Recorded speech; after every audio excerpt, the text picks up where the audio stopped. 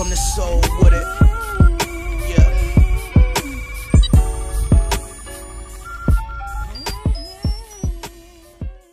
So Amin Elhassan called in to ESPN LA radio, and he called in to discuss a slew of different topics pertaining to the NBA. One was the breaking news of Jimmy Butler requesting a trade from the Minnesota Timberwolves.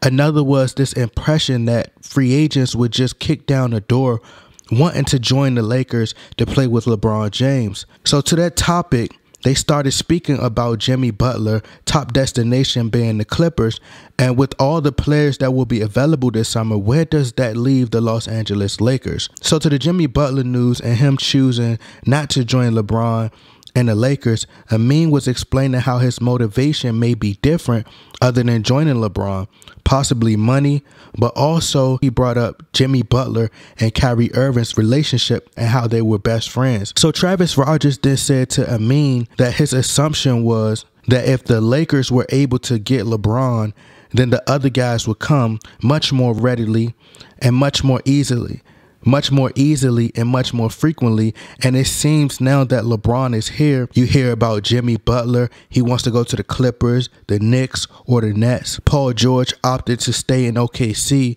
that the rush to join LeBron isn't there. Travis Rogers asked, was he just misunderstanding what was being said originally? So that's when Amin Elhassan said, no, I don't think so. I just think it's three guys who in three different situations, and says he guessed that Kawhi is still on the board. Paul George is a guy who just had knee surgery this offseason and was offered a lot of money to stay. And it's a good situation, and you know they're going to be at least competitive. He was explaining how Jimmy Butler is best friends with Kyrie Irving, and maybe that Kyrie Irving may have told Jimmy Butler that playing with LeBron James is not all it's cracked up to be, and stating that Jimmy Butler was very eccentric off the court. So that's when Amin stated, and I quote, by and large, I think the Lakers are still in the driver's seat in terms of ability to get these star caliber players. Kawhi Leonard still out there, Klay Thompson, Kevin Durant, DeMarcus Cousins. The point is the marquee players are going to come. LeBron plus another star player is good enough to compete for an NBA championship. So if you guys would like to listen to the full audio, go on ESPN. I'm gonna be honest, in terms of Lakers being in the driver's seat, I disagree. I don't think they're in the driver's seat yet, and here's why. With Paul George staying in OKC, DeMarcus Cousins choosing the Warriors, if Jimmy Butler goes to the Clippers, if Klay stays with the Warriors, if KD stays with the Warriors, or go to DC or go back to OKC, if Kawhi stays in Toronto, if Anthony Davis doesn't get traded here, which I can't understand why he chooses to stay in New Orleans anyway, because it's like they still haven't proven that they're going to do whatever it takes to surround him with other superstar players. It's like if everyone stays and don't come, then we not in the driver's seat or in the passenger seat. We just sitting outside the car looking through the window. So let's just do a hypothetical for a moment. If Kawhi says, all right, I'm staying in Toronto because we almost defeated the Celtics, and he say, well, I'm about to break the bank because Toronto can offer him more money than any team, which is an advantage for Toronto. So how did the Lakers get in that driver's seat? I think the Lakers get in the driver's seat. I think first Lonzo Ball, Brandon Ingram, Kyle Kuzma, they got to ball out. Like, they have to ball out this season. And, you know, one of them have to prove that they can be a superstar in this league. And they have to give it 110% by the trade deadline.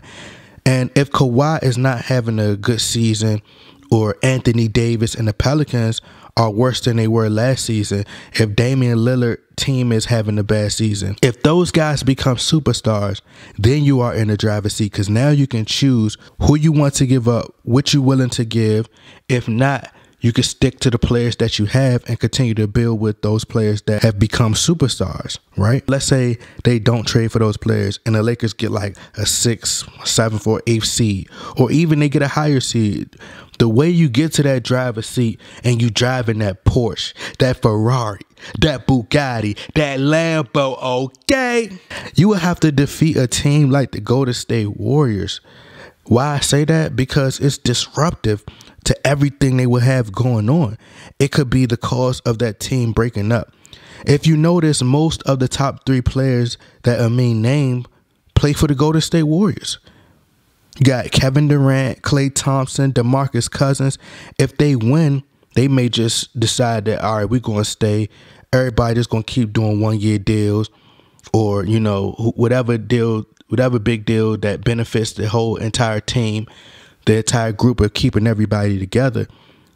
They could continue to stay together and just continue to win championships. I think that trading for Kawhi Leonard will also put you in the driver's seat. But y'all let me know what y'all think. Do y'all think the Lakers are in the driver's seat right now, or will it take some time? Y'all get in that comment box, like, share, subscribe. I'm out, brother.